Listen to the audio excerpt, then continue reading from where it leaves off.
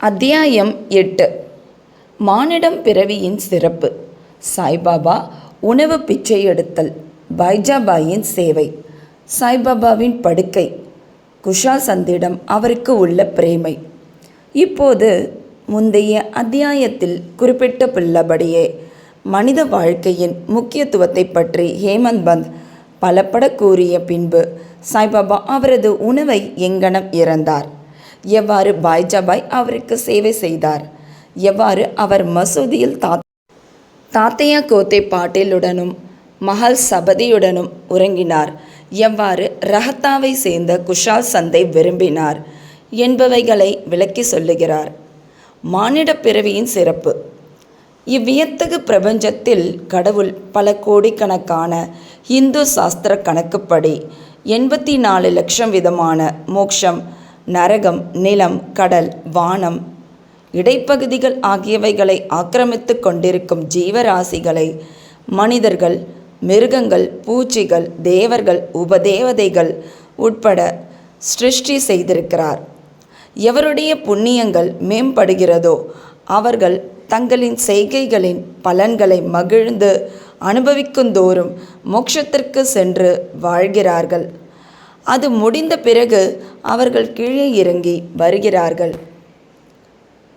தீமைகள், பாவங்கள் அதிகமுள்ள ஆத்மாக்களோ நரகத்திற்கு சென்று தாங்கள் தகுதியுள்ளதோறும் தங்கள் தீவினைகளின் பலன்களை அனுபவித்து அவதியுறுகிறார்கள். நல்வினை, தீவினை இரண்டும் சம அளவாய் இருப்பின் அவர்கள் மீண்டும் இவ்வுலகில் பிறக்கின்றனர். தங்களது சுயமான முக்திக்கு உழைக்கும் முயற்சிக்கு மீண்டும் ஒரு வாய்ப்பு தரப்படுகிறார்கள். முடிவாக தமது நல்வினை, தீவினை இரண்டுமே முழுமையாக அகற்றப்படும் போது அவர்கள் சுதந்திரம் அடைந்து விடுவிக்கப்பட்டவர்களாகிறார்கள். இரத்தின சுருக்கமாக உரைத்தால், அவரவர்களின் செய்கைகளுக்கும் நுண்ணறிவு மன பண்பாட்டிற்கேற்ப பிறவிகளை பெறுகிறார்கள். மானிட உடம்பின் தனி சிறப்பு. நாம் அனைவரும் அறிந்தபடியாக சர்வ ஜீவராசிகளுக்கும் 4 விஷயங்கள் பொதுவானதாகும். அதாவது உணவு, உறக்கம், பயம், புணர்ச்சி முதலியவையாகும். மனிதனுடைய விஷயத்தில் அவன் ஒரு சிறப்பான சாமர்த்தியத்துடன் இயற்கையாகவே ஆக்கப்பட்டிருக்கிறான். அதாவது மற்றெல்லாம் பிறப்பாலும் அடையப்பட இயலாத ஞானத்தின் மூலம் அவன் கடவுள் காட்சியை பெறலாம். இக்காரணத்திற்காகவே தேவர்கள் மனிதனது உரிமையை, நிலைமையை குறித்து பொறாமைப்படுகிறார்கள். தங்கள் முடிவான விடுதலையை பெறுவதற்காக மானுடர்களாய் பிறப்பதற்கு ஆவல் கொள்கிறார்கள். கேவலமான அழுக்கு, சளி, கோழை, அசுத்தம் இவைகளால் நிரம்பியதும் தேய்வு, நோய், மரணம் ஆகியவற்றுக்கு காரணமாய் உள்ளதுமான இம்மனித உடம்பை விட கேவலமானது எதுவும் இல்லை என்று சிலர் கூறுகின்றனர். இது ஓரளவிற்கு உண்மை என்பதில் ஐயமில்லை. இவ்வாறான குற்றங்குறைகள் இருப்பினும் இம்மனித உடம்பின் சிறப்பான மதிப்பு யாதெனில், ஞானத்தை அடைய மனிதனுக்கு ஆற்றல் இருக்கிறது என்பதேயாம். மனித உடம்பினால் மட்டுமே அல்லது அதன் பொருட்டே அழியக்கூடிய நிலையில்லாத உடம்பின் தன்மையை பற்றியும் இவ்வுலகத்தை பற்றியும் புலன் இன்பங்களின் மீது வெறுப்பையும் நித்திய அனித்திய வஸ்துக்களை பகுத்தறியும் விவேகத்தையும் இங்கனமாக அதன் மூலம் கடவுள் காட்சியையும் ஒருவன் எய்த இயலுகிறது. அதன் அசுத்த தன்மைக்காக நாம் உடம்பை புறக்கணித்தோமானால் கடவுள் காட்சியை பெறும் வாய்ப்பை இழக்கிறோம். அதையே சீராட்டி புலன் இன்பங்களின் பின்னால் ஓடுவோமானால் அது விலை மதிப்பற்றதாகையால் நாம் நரகிடை வீழ்வோம். எனவே நாம் பின்பற்ற வேண்டிய ஒழுங்கான நெறிமுறையானது பின்வருமாறு. உடம்பை புறக்கணிக்கவோ விரும்பி செல்லமாக பராமரிக்கவோ கூடாது. ஆனால் முறையாக பராமரிக்க வேண்டும். குதிரையில் சவாரி செய்யும் ஓர் வழிப்பயணி தான் போகுமிடத்தை அடைந்து வீடு திரும்பும் வரைக்கும் தனது குதிரையை எவ்வாறு பராமரிக்கிறானோ அதையொப்ப இவ்வுடம்பை பராமரிக்க வேண்டும். இவ்வுடம்பு இவ்விதமாக எப்போதும் வாழ்க்கையின் உச்ச உயர் நோக்கமான கடவுள் காட்சி அல்லது ஆத்மானுபூதியை அடையவே உபயோகப்படுத்தப்பட வேண்டும். பல்வேறு ஜீவராசிகளையும் கடவுள் படைத்தார். எனினும் அவைகளில் எதுவும் அவர்தம் வேலையை அறிந்து பாராட்ட இயலாததனால் அவர் திருப்தி அடையவில்லை.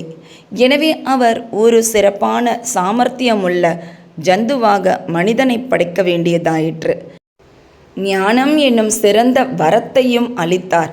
அவரின் லீலையையும் அற்புதமான வேலையையும் சாதுரியத்தையும் மனிதன் பாராட்ட இயன்றபோது அவர் பெரிதும் மகிழ்ந்து திருப்தியடைந்தார். ஸ்ரீமத் பாகவதம் 11:9-28. இம்மானிட தேகம் எடுத்தது உண்மையிலேயே நல்ல அதிர்ஷ்டமாகும். அந்தணர் குலத்தில் உதிப்பது அதை காட்டிலும் நற்பேருடையது. அதை காட்டிலும் மிகச்சிறப்பான அதிர்ஷ்டமானது சாய்பாபாவின் பாதங்களில் தஞ்சமடைந்து சரணாகதி அடையும் வாய்ப்பை பெற்றதேயாகும். மனிதனின் முயற்சி. மனித வாழ்க்கை எவ்வளவு அருமையானதென்று உணர்ந்து மரணம் உறுதி என்று அறிந்து அது எத்தருணத்திலும் நம்மை பற்றும் என்று அறிந்து நமது வாழ்க்கையின் குறிக்கோளை எய்த நாம் எப்போதும் விழிப்பாய் இருக்க வேண்டும்.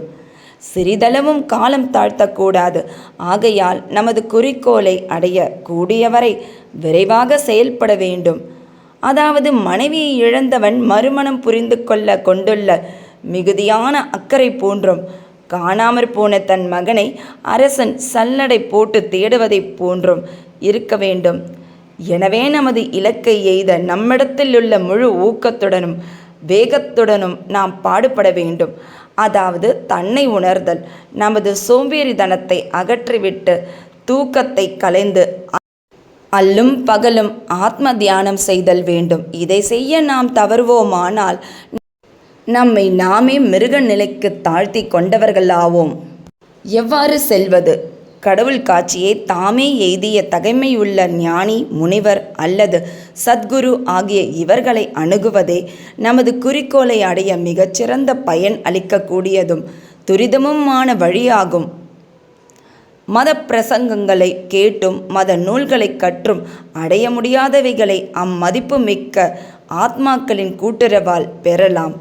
சூரியன் மட்டுமே கொடுக்கும் ஒளியை மற்றெல்லா நட்சத்திரங்களும் சேர்ந்தாலும் கொடுக்க இயலாததைப் போன்றே புனித நூல்கள் அனைத்தும் மத பிரசங்கங்கள் அனைத்தும் சேர்ந்து கொடுக்க இயலாத ஆத்ம விவேகத்தை சத்குரு நமக்கு அளிக்கிறார்.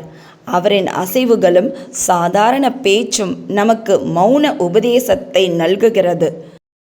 மன்னித்தல், அடக்கமுடைமை, அவாவின்மை, தர்மம், உதார குணம், மனம், மெய் இவற்றின் கட்டுப்பாடு, அகங்காரமற்ற தன்மை முதலிய நற்பண்புகளெல்லாம் அத்தகைய தூய புனிதமான கூட்டுறவால் பயிற்சிக்கப்பட்டு அடியவர்களால் அனுசரிக்கப்படுகின்றன.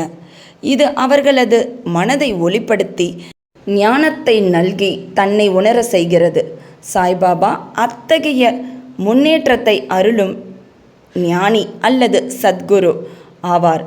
பக்கிரியை இரவலர் போன்று அவர் நடித்தாலும் எப்போதும் ஆத்மாவிலேயே முற்றிலும் தன்வயப்பட்டிருந்தார். கடவுள் அல்லது தெய்வத்தன்மையை சர்வ ஜீவராசிகளுக்குள்ளும் கண்டு அவைகளை அவர் எப்போதும் அன்பு செய்தார். இன்பங்களால் அவர் உயரவும் இல்லை, துரதிர்ஷ்டங்களால் தாட்சியுறவும் இல்லை. அரசனும் ஆண்டியும் அவருக்கு ஒன்றே. எவருடைய கடைக்கண் பார்வை பிச்சைக்காரனையும் அரசனாக்க வல்லதோ அவர் ஷிரடியில் வீட்டுக்கு வீடு சென்று உணவை யாசிப்பது வழக்கம். அதை அவர் எப்படி செய்தார் என்பதை தற்போது கவனிப்போம். பாபா உணவை இறத்தல். பாபா எந்த ஷிரடி மக்களின் வீடுகள் முன்னர் ஒரு பிச்சைக்காரனைப் போல் நின்று, "ஓ லாசி அம்மா, ஒரு ரொட்டி துண்டு கொடு" என்று கூவி அப்பிச்சையை ஏற்க தம் திருக்கரங்களை நீட்டி அருளினாரோ அவர்கள் ஆசீர்வதிக்கப்பட்டவர்கள். அவர் ஒரு கையில் தகரக் குவளையும் மற்றொன்றில் சோலி என்ற சதுர துண்டும் வைத்திருந்தார். தினந்தோறும் சில குறிப்பிட்ட வீடுகளுக்கும் ஒரு வீட்டிலிருந்து மற்றொரு வீட்டிற்கும் பிச்சை எடுக்க சென்றார். திரவ ஆகாரமான சூப், காய்கறிகள், பால், மோர் முதலியவற்றை தகர குவளையிலும், சோறு, ரொட்டி முதலிய திடப்பொருட்களை துண்டிலும் வாங்கி கொண்டார். பாபாவுக்கு தன் நாவு மேல் கட்டுப்பாடு உண்டாதலால் அது சுவை அறிவதில்லை. எனவே பல்வேறு பொருட்களை ஒன்று கூட்டிய ருசியை எங்கனம் அவர் பொருட்படுத்த முடியும்? துண்டிலும் தகர குவளையிலும் கொண்டு வரப்பட்ட எல்லா உணவுப் பொருட்களும் ஒன்று கலக்கப்பட்டு பாபாவால் அவர் மனம் நிறைவேதும் வண்ணம் பகிர்ந்து உட்கொள்ளப்பட்டது. சில குறிப்பிட்ட பதார்த்தங்கள் சுவையானவையாகவோ மாறாகவோ இருப்பினும் பாபா தமது நாக்கு முழுதும் சுவை உணர்வையே இழந்து விட்டதைப் போல கவனிப்பதே இல்லை. பாபா மதியம் வரை பிச்சை எடுத்தார். ஆனால் பிச்சை எடுப்பது மிகவும் நியதி இல்லாதிருந்தது. சில நாட்களில் சில சுற்றுக்களை சென்றார். சில நாட்களில் பகல் 12 மணி வரையும் எடுத்தார். இவ்வாறு சேர்க்கப்பட்ட உணவு ஒரு சட்டியில் கொட்டப்பட்டது. நாய்களும் காக்கைகளும் பூனைகளும் அதிலிருந்து தாராளமாக சாப்பிட்டன. பாபா அவைகளை விரட்டியதே இல்லை. மசூதியை பெருக்கிய பெண்மணி 10 அல்லது 12 ரொட்டி துண்டுகளை தன் வீட்டிற்கு எடுத்து சென்றாள். அவள் அங்கனம் செய்வதை யாரும் தடை செய்யவில்லை. கனவில் கூட பூனைகளையும் நாய்களையும் கடுஞ்சொற்களாலோ ஜாடைகளாலோ விரட்டி அறியாத அவர் எங்கனம் ஏழ்மையான திக்கற்ற மக்களுக்கு உணவை மறுக்க இயலும்? அத்தகைய உயர் குணமுடையவரின் வாழ்க்கை உண்மையிலேயே ஆசிகள் நிரம்ப பெற்றதாகும். ஷிரடி மக்கள் அவரை ஆரம்ப காலத்தில் ஒரு கேன பக்கிரியாக கருதினர். இப்பெயராலேயே அவர் அறியப்பட்டார். இறந்த பிச்சையான சில ரொட்டி துண்டுகளை உண்டு வாழ்ந்த அவர் எங்கனம் மதிக்கப்பட்டு மரியாதை செய்யப்பட முடியும்? ஆனால் இந்த பக்கிரியோ உள்ளத்திலும் கையிலும் மிகவும் தாராளமானவராகவும் அபாவற்றவராகவும் தர்ம சிந்தை உடையவராகவும் இருந்தார். ஸ்திரமில்லாதவராயும் இருப்பு கொள்ளாதவராயும் புறத்தில் தோன்றினாலும் அகத்தில் உறுதி உள்ளவராயும் நிதானம் உள்ளவராயும் இருந்தார். அவருடைய வழியோ அறிவு கெட்டாதது.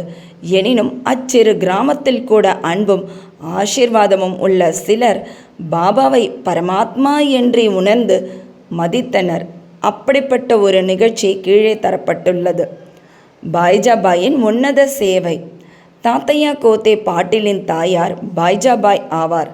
அவர் தினந்தோறும் மதியம் ரொட்டியும் காய்கறிகளும் அடங்கிய கூடையை தன் தலையில் வைத்துக்கொண்டு காடுகளுக்கு போவது வழக்கம். புதர் பூண்டுகளில் பல மைல் கணக்கில் அவ்வம்மையார் அலைந்து திரிந்து கேனப்பக்கிரியை கண்டுபிடித்து அவர் பாதத்தில் விழுந்து அடக்கமாகவும் அசைவில்லாமலும் தியானத்தில் அமர்ந்திருக்கும் அவர் முன்னர் இலையை விரித்து ரொட்டி காய்கறிகள் மற்ற உணவுப் பொருட்கள் முதலியவற்றை அதன் மேல் வைத்து அவரை பலவந்தமாக உண்பித்தார். பாய்ஜாபாயின் நம்பிக்கையும் சேவையும் வியக்கத்தக்கதாகும். ஒவ்வொரு நாளும் அவர் காட்டில் மதிய வேளைகளில் அலைந்து திரிந்து உணவை உண்ணும்படி பாபாவை வற்புறுத்தினார். அவருடைய சேவை உபாசனை தவம் என்று எவ்வித பெயரிட்டு அதை நாம் அழைத்தாலும் இறுதி மூச்சு வரையிலும் பாபா அதனை மறக்கவில்லை. அவர் செய்த சேவையை முழுமையும் ஞாபகத்தில் கொண்டு பாபா அவரது மகனுக்கு அபாரமான அளவிற்கு உதவி செய்தார். தாய்க்கும் மகனுக்கும் அவர்களது கடவுளான பக்கிரியின் மீது பெருமளவிற்கு நம்பிக்கை இருந்தது. பாபா அவர்களிடம் அடிக்கடி ஆண்டித்தனமே உண்மையான பிரபுத்தன்மையாகும், ஏனெனில் அது எப்போதும் நிலைத்திருக்கிறது. புகழ்பெற்ற பிரபுத்தனமெல்லாம் செல்வமெல்லாம் நிலையற்றவை என்று கூறுவார். சில ஆண்டுகளுக்கு பின்னால் பாபா காட்டுக்கு போவதை விட்டுவிட்டு கிராமத்தில் வசிக்கத் தொடங்கினார். தமது உணவை மசூதியிலேயே உட்கொள்ளத் தொடங்கினார். அதிலிருந்து பாய்ஜாபாயின் காடுகளில் சுற்றி அலையும் தொந்தரவுகள் முற்று பெற்றன. மூவரின் படுக்கையிடம். எவர்களின் உள்ளத்தில் வாசுதேவர் உரைகிறாரோ அந்த ஞானிகள் எப்போதும் ஆசிர்வதிக்கப்பட்டவர்கள். அத்தகைய ஞானிகளின் கூட்டுறவை பெறும் அதிர்ஷ்டமுடைய பக்தர்கள் ஆசிர்வதிக்கப்பட்டவர்கள். தாத்தையா கோத்தே பாட்டில் பகத் மகள் சபதி என்ற அத்தகையதான இரு அதிர்ஷ்டசாலிகள் சாய்பாபாவின் கூட்டுறவை சமமாக பங்கிட்டு கொண்டனர். பாபாவும் அவர்கள் இருவரையும் சமமாக நேசித்தார். இம்மூவரும் தங்கள் தலைகள் கிழக்கு மேற்கு வடக்கு நோக்கி இருக்கும்படியும் தங்கள் கால்கள் எல்லாம் சந்திக்கும்படியும் மசூதியில் தூங்கினர். தங்களது படுக்கையை விரித்து அதன் மீது படுத்துக்கொண்டு பல விஷயங்களை பற்றி அரட்டை அடித்து கொண்டும் வம்பு பேசிக்கொண்டும் நள்ளிரவு நெடுநேரம் வரை படுத்திருப்பர். அவர்களுள் யாருக்காவது தூக்க அடையாளம் தென்பட்டால் மற்றவர்கள் அவரை எழுப்பிவிட வேண்டும். உதாரணமாக, தாத்தையா குரட்டை விடத் தொடங்கினால் பாபா உடனே எழுந்திருந்து பக்கவாட்டில் அவரை அசைத்து தலையை அழுத்தியும், மகள் சபதி அவ்வாறு தூங்கினால் அவரை நெருங்கி கட்டி அணைத்தும் அவரது முதுகை பிடித்துவிட்டும் கால்களை உதைத்தும் எழுப்பி விடுவார். இவ்விதமாக 14 முழு ஆண்டுகளும் பாபாவின் மீதுள்ள அன்பால் தனது வீட்டிலுள்ள பெற்றோரை விட்டுவிட்டு தாத்தையா மசூதியில் தூங்கினார். எத்துணை மகிழ்ச்சியும் மறக்க இயலாததுமான அத்தகைய நாட்கள்! அவ்வன்பை எவ்வாறு அளப்பது? பாபாவின் ஆசியை எங்கனம் மதிப்பிடுவது? தனது தந்தை காலமானதும் தாத்தையா குடும்ப பொறுப்பை ஏற்றார். பின்பு தமது வீட்டிலேயே தூங்க ஆரம்பித்தார். ரஹத்தாவை சேர்ந்த குஷாசந்த், ஷிரடியை சேர்ந்த கணபத் கோதே பாட்டீலை பாபா விரும்பினார். அதற்கு சமமாக ரஹத்தாவை சேர்ந்த சந்திரபந்த் சேட் மார்வாடியையும் விரும்பினார். இந்த சேட் காலமான பின்பு அவர் சகோதரர் புத்திரனான குஷாசந்தை அதற்கு சமமாக அல்லது அதற்கு அதிகமாகவே கூட அன்பு செலுத்தி அல்லும் பகலும் அவர் நலத்தில் கண்ணாய் இருந்தார். சில சமயங்களில் மாட்டு வண்டியிலோ அல்லது குதிரை வண்டியிலோ டோங்கா நண்பர்களுடன் பாபா ரஹத்தாவிற்கு செல்வார். அக்கிராமத்து மக்கள் பேண்ட் வாத்திய இசையுடன் வந்து கிராமத்தின் நுழைவாயிலில் பாபாவை வரவேற்று அவர் முன்னால் விழுந்து வணங்குவார்கள். பெரும் வியப்பொலிவுடனும் விழா கோலத்துடனும் அவர் கிராமத்துக்குள் அழைத்து செல்லப்படுவார். குஷாசந்த் அவரை தன் வீட்டுக்கு அழைத்து சென்று வசதியாக ஆசனத்தில் அமர்த்தி நல்ல உணவளிப்பார். பின்னர் அவர்கள் சரளமாகவும் மகிழ்ச்சியுடனும் சிறிது நேரம் உரையாடிய பின் அனைவருக்கும் மகிழ்ச்சியையும் ஆசியையும் நல்கிவிட்டு பாபா ஷிரடிக்கு திரும்புவார். தெற்கே ரஹத்தாவுக்கும் வடக்கே நீம்காவனுக்கும் இடையே சரியான மையப்பகுதியில் ஷிரடி அமைந்துள்ளது. இந்த இடங்களுக்கு அப்பால் பாபா தமது வாழ்நாளில் சென்றதில்லை.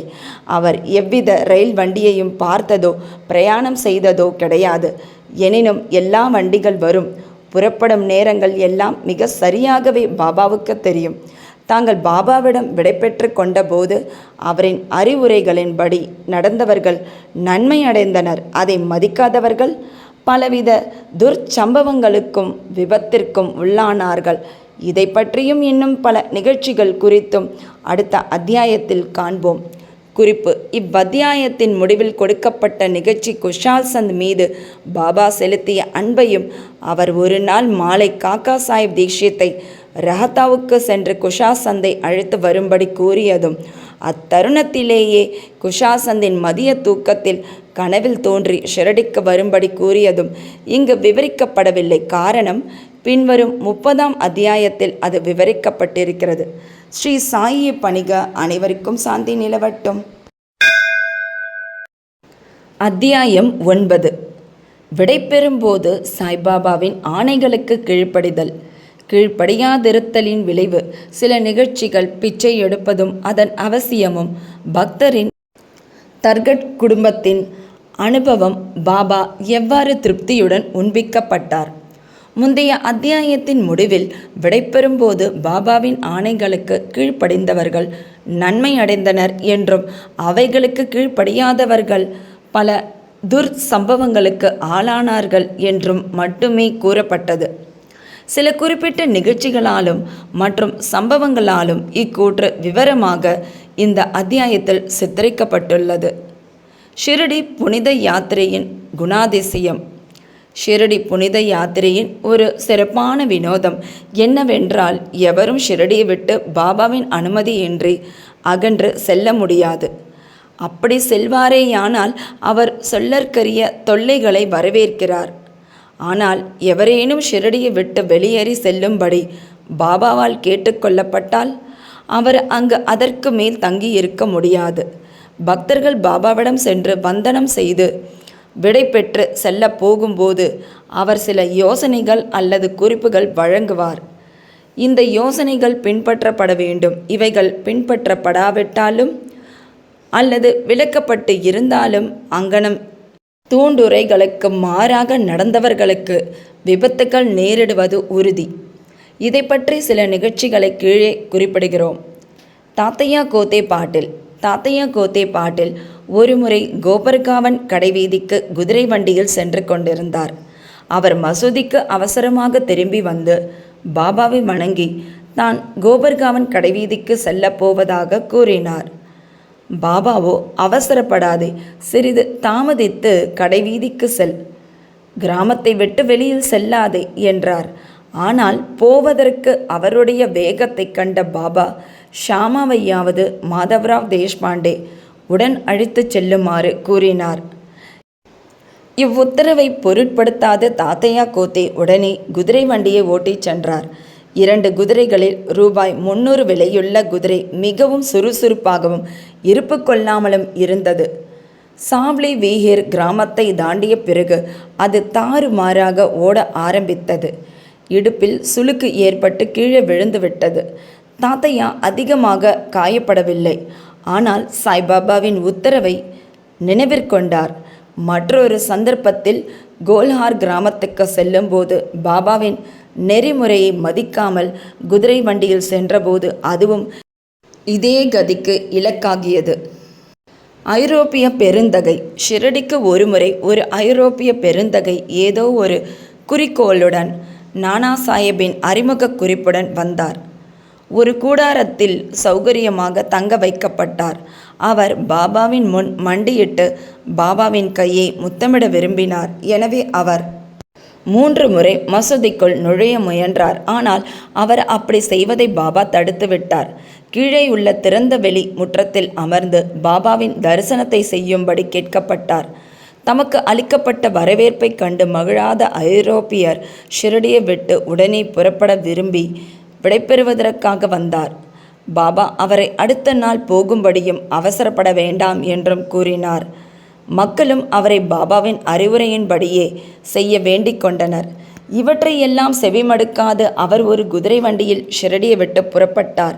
முதலில் குதிரைகள் ஒழுங்காக ஓடின. ஆனால் சாவ்லி வீஹிர் கிராமத்தை தாண்டியதும் எதிரில் ஒரு சைக்கிள் வந்தது. இதை கண்டு குதிரைகள் மிரண்டு வேகமாக ஓடின. குதிரை வண்டி தலைகீழாக கவிழ்ந்து அந்த பெருந்தகை கீழே விழுந்து சிறிது தூரம் தரையில் இழுத்து செல்லப்பட்டார். உடனேயே அவர் காப்பாற்றப்பட்டார். என்றாலும் தனக்கு ஏற்பட்ட காயங்களை குணப்படுத்துவதற்காக கோபர்காவன் மருத்துவமனைக்கு சென்று படுக்க வேண்டியதாயிற்று. இத்தகைய அனுபவங்கள் கணக்கில் அடங்கா. பாபாவின் ஆணைகளுக்கு கீழ்ப்படியாதவர்கள் ஏதோ ஒரு விதத்தில் விபத்துக்குள்ளானார்கள் என்றும் அவைகளுக்கு கீழ்ப்படியாதவர்களோ பத்திரமாகவும் மகிழ்ச்சியாகவும் இருந்தனர் என்றும் எல்லா மக்களும் பாடம் கற்றுக்கொண்டனர். பிச்சை எடுப்பதன் தேவை. பிச்சை எடுப்பதை பற்றிய கேள்விக்கு தற்போது திரும்புவோம். பாபா உண்மையிலேயே அத்தகைய பெரிய சிறப்புடையவராக கடவுளாக இருந்தால் தமது வாழ்நாள் முழுக்க பிச்சை எடுக்கும் வழக்கத்தை ஏன் அவர் மேற்கொண்டவராய் இருக்க வேண்டும் என்னும் கேள்வி சிலரது உள்ளத்தில் எழக்கூடும். இக்கேள்வி 2 நோக்கு நிலைகளில் கருதப்பட்டு விடையிறுக்கப்படலாம். 1. பிச்சை எடுத்து வாழ்வதற்கு உரிமையுள்ள தகுதியான மக்கள் யார்? வம்சாபிருத்தி, செல்வம், புகழ் இம்மூன்று முக்கிய ஆசைகளையும் துறந்து துறவை மேற்கொள்வோரே பிச்சை எடுத்து வாழ தகுதியுடையோராவார் என்று நமது சாஸ்திரங்கள் பகருகின்றன. இவர்கள் சமைப்பதற்கு ஏற்பாடுகளை செய்து வீட்டில் உண்ண முடியாது. அவர்களை உண்பிக்க வேண்டிய கடமை இல்லறத்தாரின் தோள்களில் விழுகிறது. சாய்பாபா இல்லறத்தாரும் அல்ல, வான பிரசஸ்தரும் அல்ல. அவர் பிரம்மச்சரியம் அனுஷ்டித்த ஒரு துறவி, அதாவது சிறு பருவம் முதற்கொண்டே துறவியாவார். இப்பிரபஞ்சமே தமது வீடு என்பதும் தாமே பிரபஞ்ச ஆதாரமும் அழிவற்ற பிரம்மமுமாகிய பகவான் வாசுதேவர் என்பதும் அவருடைய உறுதியான அபிப்பிராயமாகும். எனவே அவருக்கு இறந்து உண்ணும் வழக்கத்திற்கு முழு உரிமை இருக்கிறது. 2. மற்றவை கீழ்கண்ட நிலையின்படி பஞ்ச் சுனா 5 பாவங்களும் அவைகளின் பிராய்ச்சித்தமும் உணவுப் பொருட்களும் சாப்பாடும் தயாரிப்பதற்காக இல்லறத்தார் 5 செயல்கள் அல்லது நடைமுறைகளை மேற்கொள்ள வேண்டியதாய் இருக்கிறது. அதாவது 1. கண்டனி பொடியாக்குதல், 2. பேஷணி அரைத்தல், 3. உதக்கும்பி பானைகளை கழுவுதல், 4 மார்ஜனி பெருக்கி சுத்தப்படுத்துதல், 5 சுள்ளி அடுப்பு பற்ற வைத்தல். இச்செயல்முறைகள் எல்லாம் ஏராளமான சிறிய கிருமிகளையும் ஜந்துக்களையும் கொல்வதற்கு ஏதுவாகிறது. இவ்வாறாக இல்லறத்தார்கள் ஓரளவு பாவத்தை செய்தவர்களாகிறார்கள். இப்பாவத்துக்கு பரிகாரமாக நமது சாஸ்திரங்கள் 6 வகையான தியாகங்களை செய்ய பகர்கின்றன. 1. பிரம்ம யக்ஞம் அல்லது பிரம்மத்துக்கு சமர்ப்பித்தல். 2. வேத அத்தியனம் அல்லது வேத பாராயணம். 3. வித்ரு யக்ஞம் மூதாதையர்களுக்கு சமர்ப்பித்தல். 4. தேவ யக்ஞம் தேவதைகளுக்கு சமர்ப்பித்தல். 5. பூத யக்ஞம் ஜந்துகளுக்கு சமர்ப்பித்தல். 6. மனுஷ்ய அதிதி யக்ஞம் மனிதர்களுக்கும் அழைக்கப்படாத விருந்தாளிகளுக்கும் சமர்ப்பித்தல். சாஸ்திரப்படி இந்த தியாகங்களை முறையாக அனுசரித்தால் மன தூய்மை பெற்று ஞானமும் தன்னை உணர்தலையும் பெற உதவும். பாபா வீட்டுக்கு வீடு சென்றதன் மூலம் இல்லறத்தாருக்கு அவர்களின் புனித கடமையை ஞாபகப்படுத்தினார். பாபாவால் தங்கள் வீட்டிலேயே இங்கனம் பாடம் கற்பிக்கப்பட்டவர்கள் பேறு பெற்ற மக்கள் ஆவார்கள். பக்தர்களின் அனுபவங்கள். இன்னும் அதிக விறுவிறுப்புள்ள விஷயத்துக்கு தற்போது திரும்புவோம். கிருஷ்ண பரமாத்மா பகவத்கீதையில் அன்புடனும் பக்தியுடனும் யார் ஒருவர் எனக்கு ஓர் இலை, மலர், பழம் அல்லது நீரை சமர்ப்பிக்கிறாரோ அந்த தூய்மையான தன்னடக்கமுடையவருடைய அன்பு காணிக்கையானது ஆர்வத்துடனும் தாமதமின்றியும் என்னால் ஏற்றுக்கொள்ளப்படுகிறது என்று கூறியிருக்கிறார். சாய்பாபாவின் விஷயத்தில் ஓர் பக்தர் உண்மையிலேயே எதையாவது சமர்ப்பிக்க விரும்பியிருந்து பின்னால் அதையே சமர்ப்பிக்க அவர் மறந்துவிட்டாரெனினும் பாபா அவருக்கு அல்லது அவரது நண்பருக்கு அந்த காணிக்கையை ஞாபகப்படுத்தி அவரை அளிக்கச் செய்து அதை ஏற்றுக்கொண்டு பக்தரை ஆசிர்வதித்திருக்கிறார். இது போன்ற சில நிகழ்ச்சிகள் கீழே குறிப்பிடப்பட்டிருக்கின்றன. தர்கட் குடும்பம் தந்தையும் மகனும். முன்னர் பிரார்த்தனா சமாஜத்தை சேர்ந்த ராமச்சந்திர ஆத்மாராம் என்னும் பாபா சாஹேப் தர்கட் சாய்பாபாவின் ஓர் உறுதியான பக்தராவார். அவருடைய மனைவியும் மகனும் சாய்பாபாவிடம் அதற்கிணையாகவே அல்லது இன்னும் சற்று அதிகமாகவே கூட அன்பு செலுத்தினர். ஒருமுறை திருமதி தர்கட்டும் அவர்களது மகன் தர்கட்டும் மே மாத விடுமுறைக்கு ஷிரடிக்குப் போவது என தீர்மானிக்கப்பட்டது. ஆனால் மகன் போக விரும்பவில்லை. காரணம், அவன் பாந்திரா வீட்டை விட்டு போவானாகில் வீட்டில் சாய்பாபாவின் பூஜை முறையாக கவனிக்கப்பட மாட்டாது என்று அவன் கருதியதே ஆகும். ஏனெனில் அவனது தகப்பனார் பிரார்த்தனா சமாஜத்தை சேர்ந்தவராதலால் சாய்பாபாவின் பெரிய படத்தை பூஜை செய்வதை அவர் லட்சியம் செய்ய மாட்டார் என்று அவன் கருதினான். எனினும் தனது மகன் செய்வதைப் போன்று அதே விதமாக தான் பூஜா கர்மங்களை செய்வதாக அவர் உறுதியாக வாக்களித்த பின்பு ஒரு வெள்ளிக்கிழமை இரவு தாயும் மகனும் ஷிரடிக்கு புறப்பட்டனர். அடுத்த நாள் சனிக்கிழமை தர்கட் அதிகாலையில் எழுந்திருந்து பூஜை செய்வதற்கு முன் நீராடிவிட்டு பூஜை அறையில் சாஷ்டாங்கமாக நமஸ்கரித்து, பாபா, எனது மகன் செய்த அதே மாதிரியாக நான் பூஜை செய்ய போகிறேன். ஆனால் தயவு செய்து அதை ஒரு இயந்திரகதியான பயிற்சியாக ஆக்கிவிடாதீர்கள் என்று கூறிக்கொண்டே பூஜை செய்து சில கற்கண்டு கட்டிகளை நைவேத்தியமாக சமர்ப்பித்தார். அக்கற்கண்டு பகல் உணவின் போது பகர்ந்தளிக்கப்பட்டது. அந்நாள் மாலையும் அதன் பின்னர் ஞாயிற்றுக்கிழமையும் எல்லாம் நலமாகவே நடந்தேறின. தொடர்ந்து வேலை நாளான திங்கட்கிழமையும் நன்றாகவே கழிந்தது. தனது வாழ்நாளிலேயே இம்மாதிரியாக பூஜையை செய்தறியாத தர்கட் தன் மகனுக்கு வாக்களித்தபடி எல்லாம் மிகவும் திருப்திகரமான முறையிலேயே நடந்தேறி கொண்டிருப்பதில் தனக்குள்ளேயே பெருமளவு நம்பிக்கை பெற்றார். அடுத்த நாளான செவ்வாயன்று வழக்கம் போல் காலையில் பூஜையை நிகழ்த்திய பின் தனது வேலைக்கு சென்றார். மதியம் வீட்டுக்கு வந்து உணவு பரிமாறப்பட்ட போது பகிர்ந்து கொள்ள கற்கண்டு பிரசாதம் இல்லாததை கண்டார். அவர் தமது சமையல்காரனை விசாரித்ததில் காலையில் எவ்வித நைவேத்தியமும் செய்யப்படவில்லை என்று அறிந்தார். பூஜையின் அந்த அம்சத்தை நிகழ்த்த அவர் அடியோடு மறந்துவிட்டிருந்தார். இது குறித்து தனது இருக்கையை விட்டு எழுந்திருந்து பூஜை அறையில் விழுந்து வணங்கி தமது தவறுதலுக்காக வருத்தம் தெரிவித்து அதே நேரத்தில் இத்தகைய ஒரு சாதாரணமான நடைமுறை விஷயத்தில் வழிகாட்டாததற்காக பாபாவை அவர் கடிந்து கொண்டார். பின்னர் தனது மகனுக்கு உண்மைகளை கூறி ஒரு கடிதம் எழுதி அதை பாபாவின் பாதத்தடியில் வைத்து புறக்கணிப்பிற்காக தம்மை பொறுத்தருளவும் வேண்டுமாறு எழுதியிருந்தார். செவ்வாய்க்கிழமை மதியத்தில் பாந்திராவில் இது நிகழ்ந்தது. ஏறக்குறைய இதே நேரத்தில் ஷிரடியில் மத்தியான தீபாராதனை நிகழ்வதற்கு சிறிதே முன்பாக பாபா திருமதி தர்கட்டை நோக்கி, அம்மா, பாந்திராவில் உள்ள உனது வீட்டிற்கு ஏதேனும் உண்ணலாம் என்ற எண்ணத்துடன் சென்றிருந்தேன். கதவு பூட்டப்பட்டிருப்பதை கண்டேன். எப்படியோ உள்ளே நுழைந்து பாவ் தர்கட் நான் உண்பதற்கு ஏதும் விட்டு வைக்கவில்லை என்பதை வருத்தத்துடன் அறிந்தேன். எனவே பசி தணிக்கப்படாமலேயே திரும்பிவிட்டேன் என்று கூறினார். அப்பெண்மணிக்கு இது ஒன்றும் புரியவில்லை. அருகிலிருந்த மகனோ, அதாவது பாந்திராவில் பூஜையில் ஏதோ தவறு நிகழ்ந்திருக்கிறது என்று அனைத்தையும் புரிந்து கொண்டு வீடு திரும்ப பாபாவின் அனுமதியை வேண்டினான். பாபா இதை மறுத்தார். எனினும் அங்கேயே அப்பையனை பூஜை செய்ய அனுமதித்தார். அப்போது ஷிரடியில் நிகழ்ந்த விவரங்களை எல்லாம் பற்றி பையன் தகப்பனாருக்கு ஒரு கடிதம் எழுதி வீட்டில் பூஜையை அலட்சியம் செய்ய வேண்டாம் என்று மன்றாடி வேண்டியிருந்தான்.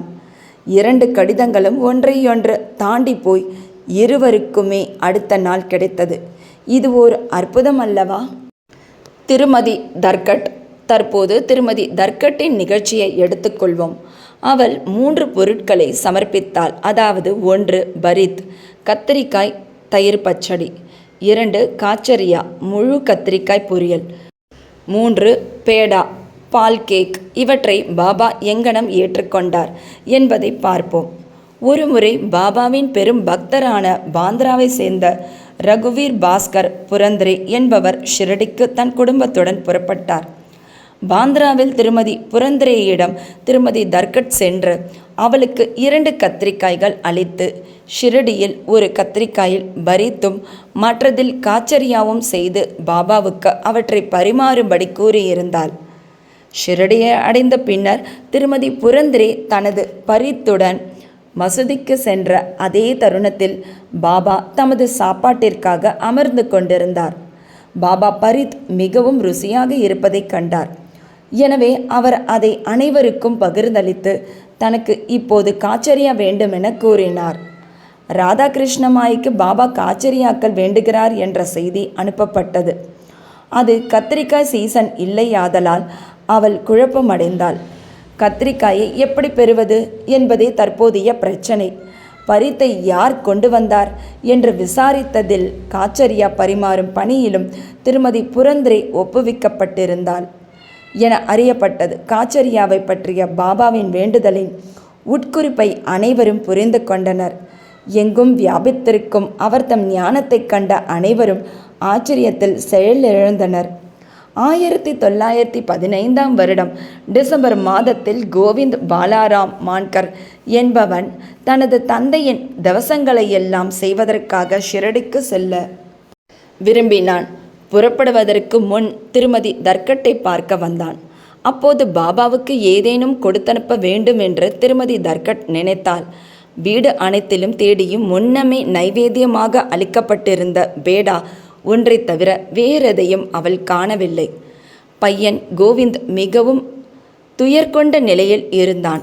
எனினும் பாபாவிடம் கொண்டுள்ள பெரும் பக்தியின் காரணமாக அவனிடம் பேடாவை கொடுத்து அனுப்பினாள். பாபா அதனை ஏற்றுக்கொள்வார் என நம்பினான். கோவிந்த் ஷிரடிக்கு சென்று பாபாவை கண்டான். ஆனால் பேடாவை தன்னுடன் எடுத்து செல்ல மறந்து விட்டான். பாபா பொறுத்திருந்தார். மறுபடியும் மாலையில் சென்றபோதும் பேடாவை கொண்டு செல்லாமல் வெறுங்கையுடன் சென்றான். பாபா இதற்கு மேல் பொறுக்க இயலாதவராய், எனக்கு நீ என்ன கொண்டு வந்திருக்கின்றாய் என்று கேட்டார். ஒன்றுமில்லை என பதில் வந்தது. மீண்டும் பாபா அதனை கேட்டார். அதே பதில்தான் அளிக்கப்பட்டது. பின்னர் பாபா, நீ புறப்படும்போது அம்மா உன்னிடம் எனக்காக இனிப்பு பலகாரம் கொடுக்கவில்லையா என்ற குறிப்பான வினா ஒன்று கேட்டார். உடனே பையனுக்கு எல்லாம் நினைவு வந்தது. வெட்கமடைந்து பாபாவிடம் தன்னை மன்னிக்க வேண்டிக்கொண்டு தான் இருந்த இடத்திற்கு ஓடிப்போய் பேடாவை கொண்டு வந்து பாபாவிடம் கொடுத்தான். கையில் அதை பெற்ற உடனேயே பாபா வாயிலிட்டு பேராவலுடன் விழுங்கிவிட்டார். இவ்வாறாக திருமதி தர்கட்டின் பக்தி கண்டுணரப்பட்டு ஏற்றுக்கொள்ளப்பட்டது. மனிதர் எவ்விதம் என்னை நம்புகிறார்களோ அவ்விதமே நான் அவர்களை ஏற்றுக்கொள்கிறேன். கீதை அத்தியாயம் 4 ஸ்லோகம் 11 என்பது இந்நிகழ்ச்சியால் நிரூபிக்கப்பட்டது. பாபா எவ்வாறு திருப்தியுடன் உண்பிக்கப்பட்டார். ஒருமுறை திருமதி தர்கட் ஷிரடியில் ஒரு குறிப்பிட்ட வீட்டில் தங்கியிருந்தார். மதிய உணவு தயாராகி பதார்த்தங்கள் பரிமாறப்படும் போது பசியுள்ள ஒரு நாய் அங்கு வந்து குரைக்கத் தொடங்கியது. திருமதி தர்கட் உடனே எழுந்திருந்து ஒரு ரொட்டி துண்டை விட்டெறியவும் அது மிகுந்த சுவையுணர்வோடு அதை கவ்வி விரைவாக விழுங்கிவிட்டது. பிற்பகல் அவள் மசூதிக்கு சென்று சிறிது தூரத்தில் அமர்ந்தபோது சாய்பாபா அவளிடம், அம்மா, நான் பெருமளவு திருப்தியுறும் வகையில் எனது பிராணன்கள் யாவும் நிறைவு பெற்றன. இவ்விதமாக எப்போதுமே நடப்பாயாக. இது உன்னை நன்னிலையில் வைக்கும். இம்மசூதியில் அமர்ந்து கொண்டு பொய் பேசவே மாட்டேன். என்னிடம் இவ்விதமாக இரக்கங்கொள்.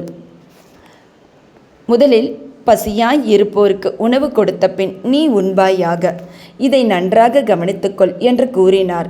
முதலில் அவளால் இதன் பொருளை உணர இயலவில்லை. எனவே அவள், எங்கனம் நான் தங்களுக்கு உணவு அளித்திருக்க முடியும்? நானே உணவுக்கு மற்றவர்களை சார்ந்து பணம் கொடுத்து சாப்பிட்டு கொண்டிருக்கிறேன் என கூறினாள். இதற்கு பாபா, அந்த கவர்ச்சி மிகு ரொட்டியை உண்டு நான் மனப்பூர்வமாக திருப்தி அடைந்தேன். நான் இன்னும் ஏப்பம் விட்டு கொண்டிருக்கிறேன்.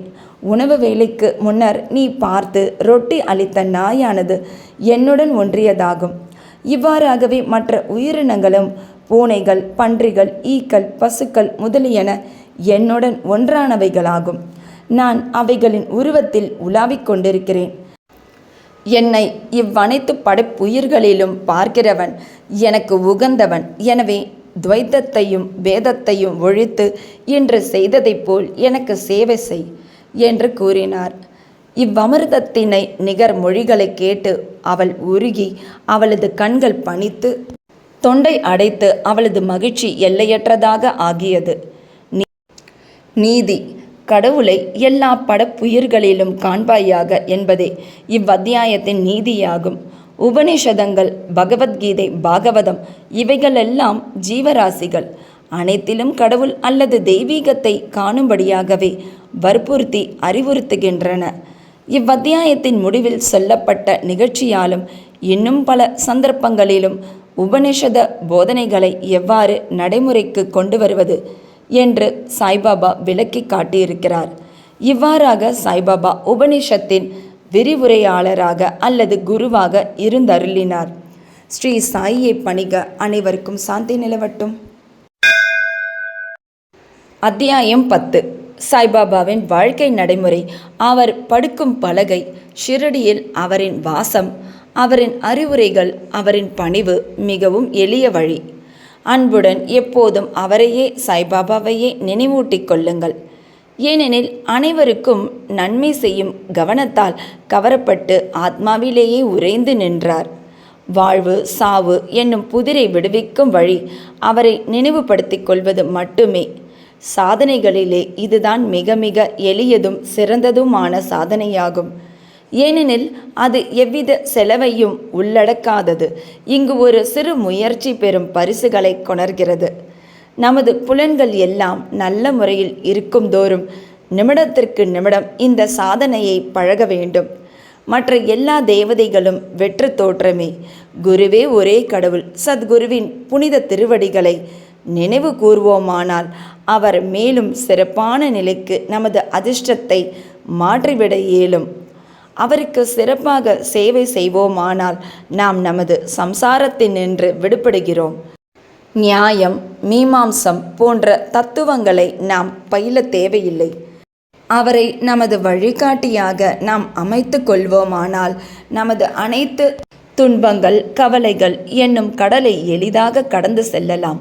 ஆற்றையும் கடலையும் கடப்பதில் நாம் மாலுமியை நம்பியிருப்பதைப் போன்றே இவ்வுலக வாழ்வெனும் கடலை கடப்பதில் நமது சத்குருவை நாம் நம்ப வேண்டும். தமது அடியவர்களின் தீவிரமான உணர்வையும் பக்தியையும் அவர் நோக்கி ஞானத்தையும் சாஸ்வதமான கழிப்பேறுவகையையும் அவர்களுக்கு உரிதாக்குகிறார். கடந்த அத்தியாயத்தில் பாபாவின் பேச்சையை பற்றியும் பக்தர்களின் அனுபவங்களை பற்றியும் மற்ற விஷயங்களை பற்றியும் கூறப்பட்டது. பாபா எவ்வாறு வாழ்ந்தார், எவ்வாறு தூங்கினார், எவ்வாறு கற்பித்தார் என்று வாசகர்கள் தற்போது கேட்பார்களாக. பாபாவின் அற்புதமான படுக்கும் பலகை. பாபா எங்கு எவ்வாறு தூங்கினார் என்பதை காண்போம். 4 முழம் நீளமும் 1 முழம் அகலமும் உள்ள பலகையை பாபா படுத்து உறங்குவதற்காக நானா சாஹிப் டாங்லே கொணர்ந்தார். அதனை தரையில் போட்டு அதன் மீது படுத்து உறங்குவதற்கு பதிலாக மசூதியின் உந்தரங்களில் இற்றுப்போன கந்தல் துணிகளால் அதை ஒரு ஊஞ்சல் போல் கட்டி அதன் மீது படுத்துறங்க ஆரம்பித்தார். எப்படி பாபாவின் உடலை அது தாங்குகிறது என்பது ஒருபுறம் இருக்க, தனியாக படுக்கையே தாங்குவது பிரச்சனையாக உள்ள அளவுக்கு மெல்லியதாகவும் இற்றுப்போயும் அக்கந்தல் துணி இருந்தது. ஆனால் எவ்விதமாகவோ பாபாவின் லீலையால் மட்டுமே அக்கந்தல் துணி பாபாவின் கனத்துடன் பலகையையும் தாங்கவே செய்தது. பலகையின் 4 மூலைகளிலும் மூளைக்கொரு மண் விளக்கு வீதம் ஏற்றி இரவு முழுவதும் எரிந்து கொண்டிருக்கும்படியாக வைப்பார். இப்பலகையின் மீது பாபா அமர்ந்து கொண்டிருப்பதையோ துயின்று கொண்டிருப்பதையோ கண்ணுறும் தரிசனமானது தேவர்களுக்கும் கிடைப்பதற்கு அரியதொன்றாகும். அதில் பாபா எங்கனம் ஏறி இறங்கினார் என்பது அனைவருக்கும் வியப்பை விளைவிப்பதாய் இருந்தது. இதனை அறியும் ஆர்வத்துடன் பாபா ஏறுவதையும் இறங்குவதையும் காண்பதற்காக பல கவனமுள்ள பார்வையாளர்கள் பார்த்து கொண்டிருந்த போதிலும் ஒருவரும் அதனை காண்பதில் வெற்றி பெறவில்லை. இவ்விசித்திரமான அருஞ்செயலை நுணுகி காண்பதற்காக கூட்டம் அதிகரிக்கவே ஒரு நாள் பாபா பலகையை துண்டு துண்டாக உடைத்து எரிந்து விட்டார். 8 விதமான மகா சித்திகளும் அஷ்டமா சித்திகள் பாபாவின் ஆணையில் இருந்தன. அவர் அவைகளை ஒருபோதும் பயிற்சிக்கவோ அல்லது அவைகளுக்காக ஏற்கவோ இல்லை. அவைகள் பாபாவின் முழுமையினால் தாமாகவே அவரை வந்தெய்தின. பிரம்மத்தின் உருவ வெளிப்பாடு. 5 அடி 3 அங்குல உயரமுள்ள மனிதனைப் போல் பாபா தோற்றமளித்தாலும் அனைவரின் இதயத்திலும் அவர் வாழ்ந்தார். அந்தரங்கமாக அவர் பந்தமற்றவராகவும் அக்கறையற்றவராகவும் இருந்தாலும் பகிரங்கத்தில் பொதுமக்களின் நலத்தை விரும்பினார். அகத்திலே மிகவும் ஆர்வமற்றவராக இருப்பினும் புறத்தில் தமது பக்தர்களுக்காக ஆசைகள் நிரம்ப பெற்றவராக இருந்தார். உள்ளே சாந்தத்தின் இருப்பிடமாக அவர் இருப்பினும் வெளியில் இருப்பு கொள்ளாதவராய் இருந்தார். அந்தரங்கமாய் பிரம்மானந்த நிலையை அவர் எய்தியவராய் இருந்தார். பகிரங்கமாய் பிரயாசை போன்று நடந்து கொண்டார். அந்தரங்கமாய் அவர் அத்வைத்தத்தை விரும்பினார். பகிரங்கமாய் உலகோடு கட்டுப்பட்டவராயிருந்தார். சில நேரங்களில் அனைவரையும் பாசம் ததும்ப நோக்கினார். சில சந்தர்ப்பங்களில் அவர்கள் மீது கற்களை விட்டெறிந்தார். சில சமயம் அவர்களை கடிந்து கொண்டார். சில சந்தர்ப்பங்களில் அவர்களை அன்புடன் அரவணைத்தார். அமைதியாகவும் பதற்றமற்றவராகவும் பொறுமையுள்ளவராகவும் நல்ல சமநிலை உள்ளவராகவும் இருந்தார். ஆத்மாவிலேயே உறைந்து அதனாலேயே கவரப்பட்டு அதன் பயமாக ஆனார்.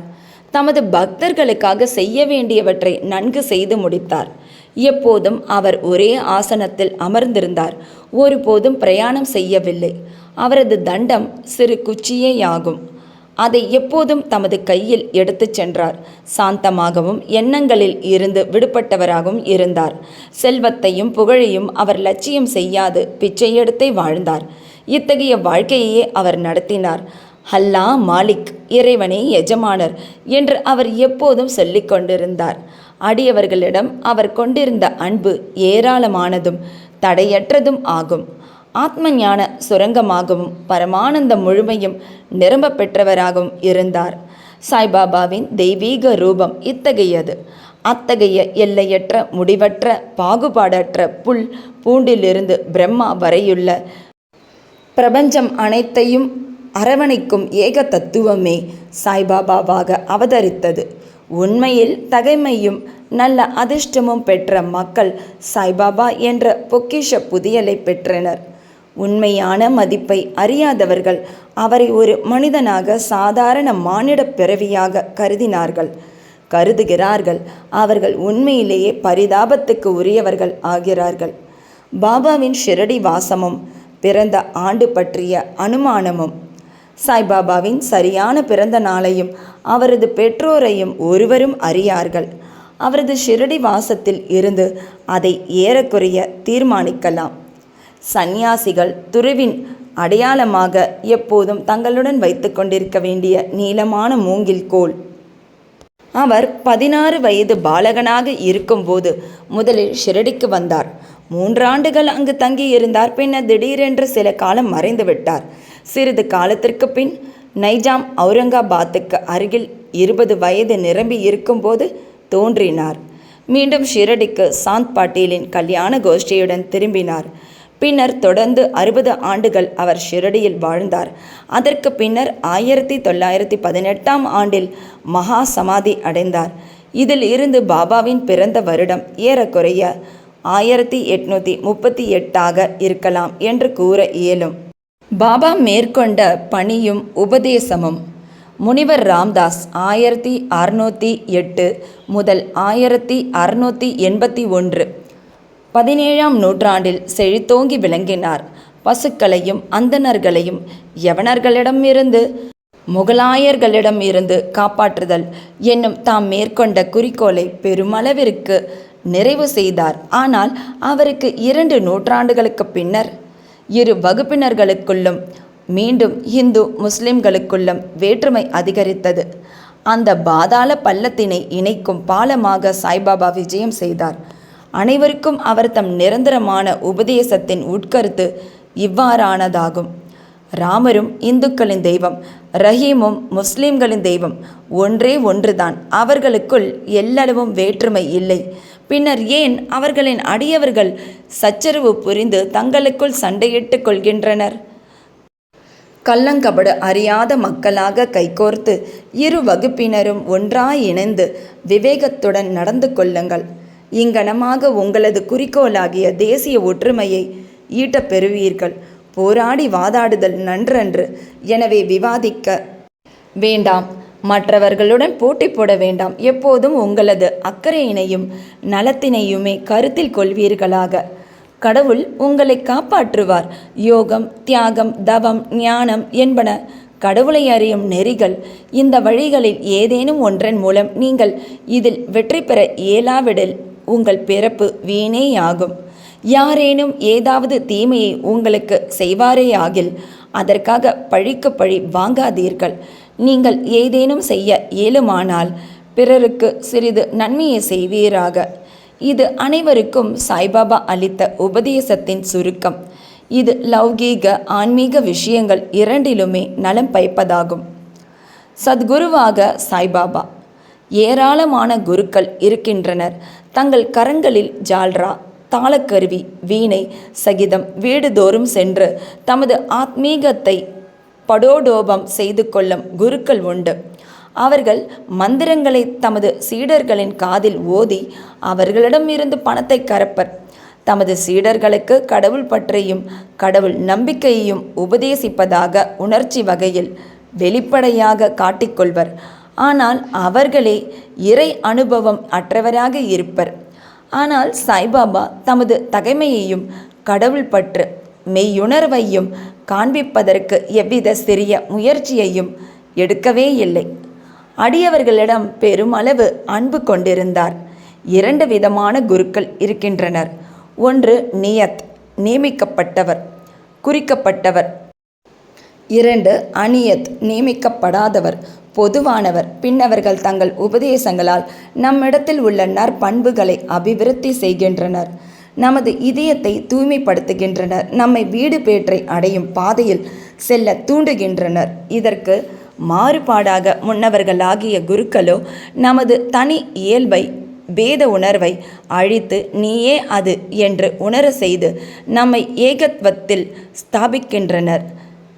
பல்வேறு வகையான உலக ஞானத்தை அளிக்கும் பல திறத்தான குருக்கள் இருக்கின்றனர். ஆனால் நம்மை நமது இயற்கையில் ஆத்மாவில் நிலைப்படுத்தி உலக வாழ்வினும் சாகரத்துக்கு அப்பால் நம்மை சுமந்து செல்பவரே சத்குரு எனப்படுவார். சாய்பாபா அத்தகைய ஒரு சத்குரு ஆவார். அவருடைய பெருமையை விவரிக்க இயலாது. யாரேனும் பாபாவின் தரிசனத்தை பெறச் சென்றால் கேட்கப்படாமலேயே அவரது கடந்த கால, நிகழ்கால, எதிர்காலங்களின் ஒவ்வொரு விவரத்தையும் உரைப்பார். எல்லா ஜீவராசிகளிடமும் அவர் தெய்வீகத்தை கண்டார். நண்பர்களும் பகைவர்களும் அவருக்கு ஒன்றே. அவாவற்றவராகவும் சமன் செய்யப்பட்டவராகவும் இருந்த அவர் தீயோருக்கும் கட்டுப்பட்டு செவி சாய்த்தார். சுபிக்ஷத்திலும் எதிரடையான சூழ்நிலையிலும் அவர் ஒரே மாதிரியாய் இருந்தார். எப்போதும் எவ்வித ஐயமும் அவரை தீண்டவில்லை. இவ்வுடம்பில் அவர் ஏங்கினாரேனினும் எல்லளவும் தமது உடம்பிலேயோ வீட்டிலேயோ பற்றற்றவராகவே இருந்தார். உடலுருக்கொண்டு அவர் தோற்றமளித்தாலும் உண்மையில் அருவமானவர், அதாவது இந்த வாழ்க்கையிலிருந்தே விடுதலையானவர். அத்தகைய சாயை தங்கள் கடவுளாக வழிபட்ட ஷிரடி மக்கள் ஆசிர்வதிக்கப்பட்டவர்கள். அவர்கள் உண்ணும் போதும் அருந்தும் போதும் புழக்கடையிலும் வயலிலும் மற்ற பிற இல்லற தர்மங்களை செய்யும் போதும் சாயை நினைவு கூர்ந்தார்கள். அவர் தம் புகழை பாடினார்கள். சாயை தவிர பிறிதொரு கடவுளை அவர்களுக்கு தெரியாது. ஷிரடியில் வசித்த பெண்களின் அன்பின் இனிமையை எங்கனம் விவரிக்க முடியும்? அறியாதவர்களாக இருப்பினும் அவர்களின் தூய அன்பு எளிய கிராமிய மொழியில் பாபாவின் புகழை கவிதையாகவும் தெம்மாங்கு பாடலாகவும் பாட உணர்வூட்டியது. எழுத்தறிவு அவர்களிடம் இல்லையாயினும் உண்மை கவித்துவத்தை அவர்களின் எளிமையான பாடல்களில் தெளிவாக உணர முடியும். படிப்பறிவு அன்று, ஆழ்ந்த அன்பே அத்தகைய பொருள் செறிந்த பாடல்களை வெளிக்கொணர்ந்தது. அப்பாடல்கள் ஆழ்ந்த அன்பின் வெளிப்பாடே. சற்றே அறிவு கூர்மையுள்ள ஆர்வலரால் அவற்றை உணர்ந்து இன்புற முடியும். இந்த கிராமிய பாடல்களை சேகரித்து தொகுப்பது மிகவும் அவசியமான ஒன்று. பாபாவின் விருப்பத்தால் அதிர்ஷ்டமுடைய பக்தர் எவரேனும் இப்பணியை மேற்கொண்டு சாய்லீலா சஞ்சிகையிலோ அல்லது தனி புத்தகமாகவோ பிரசுரிக்கலாம். பாபாவின் பணிவுடைமை. பரமாத்மா அல்லது கடவுள் 6 குணாதிசயங்களை உடையவராக கூறப்படுகிறது. அதாவது 1 புகழ், 2 செல்வம், 3 பற்றின்மை, 4 ஞானம், 5 பேராற்றல், 6 வல்லன்மை ஆகியவைகளாகும். பாபா இவை அனைத்தையும் தன்னிடத்துடையவராக விளங்கினார். இவ்வுடம்பில் அடியவர்களுக்காக அவதரித்தார். அவரது அருளும் அன்பும் அதிசயத்தக்கவை. ஏனெனில் தமது அடியவர்களை தம்மிடம் ஈர்த்து இழுத்தார். இல்லாவிடில் யார்தான் அவரை அறிந்திருக்க இயலும்? அவர் தமது பக்தர்களின் பொருட்டாக வாக்கின் தெய்வம் சரஸ்வதி தேவி கூட உரைக்க துணியாத அத்தகைய சொற்களை அவர் கூறினார். அதற்கு இதோ ஓர் உதாரணம். மிகவும் எளிமையுடன் அவர் கூறியது பின்வருமாறு: நான் அடிமைகளுள் அடிமை, உங்களுக்கு கடன்பட்டவன். உங்களது தரிசனத்திலேயே திருப்தி அடைகிறேன். தங்களது திருவடிகளை தரிசிக்கும் பெரும் பாக்கியம் பெற்றேன். நான் தங்களது மலத்தினுள்ள ஒரு புழு அங்கனமாகவே என்னை நான் ஆசிர்வதிக்கப்பட்டவனாக கருதுகிறேன். எத்தகைய பணிவுடைமை! இதை பிரசுரிப்பதன் மூலம் சாய்க்கு எத்தகைய அவமரியாதையாவது செய்யப்பட்டது என்று எவரேனும் நினைப்பாரேயாகில் அவர்களிடம் மன்னிப்பை வேண்டிக் கொள்கிறோம். இதற்கு பிராய்ச்சித்தமாக பாபாவின் நாமத்தை பாடி ஜபிப்போமாக. பாபா வெளிப்படையாக உணர்ச்சி நுகர்வு கூறு மற்றும் பொருட்களால் மகிழ்பவர் போல் தோன்றினாலும் அவருக்கு அவைகளில் எல்லளவும் தனிச்சுவை திறமோ அவைகளை மகிழ்ந்து அனுபவிக்கும் பிரக்ஞையோ இருந்ததில்லை. அவர் உண்டார் எனினும் சுவை அறியவில்லை. பார்த்தார் எனினும் பார்த்தவைகளில் அவர் எவ்வித விருப்பையும் உணர்ந்திருக்கவில்லை. காம உணர்வுகளை பற்றி கருதுங்கால் அவர் அனுமானை போன்ற பூரண பிரம்மச்சாரியாவார். எதன்பாலும் பற்றற்றவராக இருந்தார். அவரே தூய உணர்வுகளின் திரளாகவும் ஆசை, கோபம் மற்ற உணர்ச்சிகள் அடங்கி அமைதியுறும் இடமாகவும் திகழ்ந்தார். சுருக்கமாக அவர் அவாவற்றவர், கட்டற்றவர், முழு நிறைவானவர். இக்கூற்றை சித்தரிக்கும் வகையில் ஒரு அதிசய நிகழ்ச்சியை கூறலாம். நானாவலி. ஷிரடியில் நானாவலி என்ற பெயரில் தனிப்போக்குள்ள விசித்திரமான மனிதன் ஒருவன் இருந்தான். அவன் பாபாவின் வேலைகளையும் காரியங்களையும் கவனித்து வந்தான். ஒருமுறை அவன் ஆசனத்தில் அமர்ந்திருந்த பாபாவிடம் சென்று தான் அதில் உட்கார வேண்டியிருப்பதால் பாபாவை எழுந்திருக்கும்படி கூறினான். பாபா உடனடியாக எழுந்திருந்து தாம் அமர்ந்திருந்த ஆசனத்தை காலி செய்தார். அதில் அவன் அமர்ந்து கொண்டான். சிறிது நேரம் அமர்ந்திருந்த பின்னர் அவன் எழுந்திருந்து பாபாவை அமர்ந்து கொள்ள சொன்னான். பாபா ஆசனத்தில் அமர்ந்தார். பிறகு அவன் பாபாவின் பாதங்களில் விழுந்து நமஸ்கரித்துவிட்டு சென்று விட்டான். தாம் அதிகாரம் செலுத்தப்பட்டதிலும் வெளியேற்றப்பட்டதிலும் பாபா எல்லளவும் வருத்தம் அடையவில்லை. இந்த நானாவலி பாபாவை மிகவும் நேசித்தான். பாபா மகா சமாதி எய்திய 13வது நாள் தாமும் சமாதி அடைந்தான். மிகவும் எளிய வழி. முனிவர்களுடைய கதைகளை கேட்பதும் அவர்களின் சத் சங்கத்தில் இருப்பதும் புறத்தில் சாய்பாபா சாதாரண மனிதர் போன்று நடித்தாலும் அவரது செய்கைகள் அவரது அசாதாரண புத்தி சாதுரியத்தையும் திறமையையும் காண்பித்தன. அவர் எதை செய்த போதிலும் அவைகள் அடியவர்களின் நன்மை கருதியே செய்யப்பட்டன.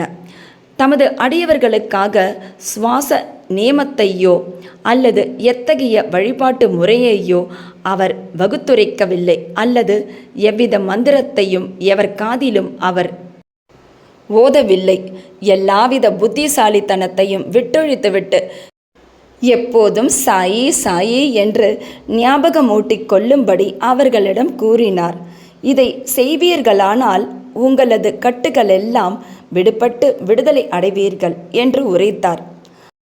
5 நெருப்புகளுக்கிடையே அமர்தலும் யாகங்களும் பாராயணங்களும் அஷ்டாங்க யோகங்களும் அந்தணர்களால் மட்டுமே இயலுவதாகும்.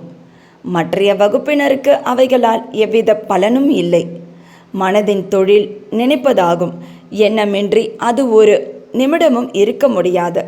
புலன் உணர்விற்கு சார்பான பொருளை அதற்கு நீங்கள் அளித்தால் அதை பற்றி நினைக்கும். அதற்கு குருவை அளித்தால் அது குருவை பற்றி எண்ணமிடும். நீங்கள் மிக்க கவனத்துடன் சாயின் பெருமையையும் பேராற்றலையும் கேட்டீர்கள். இதுவே சாயியை இயற்கையாக நினைவூட்டிக் கொள்ளுதலும் வழிபடுவதும் கீர்த்தனை செய்வதும் ஆகும். மேலே கூறப்பட்ட மற்ற சாதனைகளைப் போன்று இக்கதைகளை கேட்பது என்பது அவ்வளவு கடினமானது அல்ல. இக்கதைகள் சம்சாரம் எனும் உலக வாழ்க்கை பயத்தை அழித்து உங்களை ஆத்மீக பாதையில் அழைத்துச் செல்கின்றன.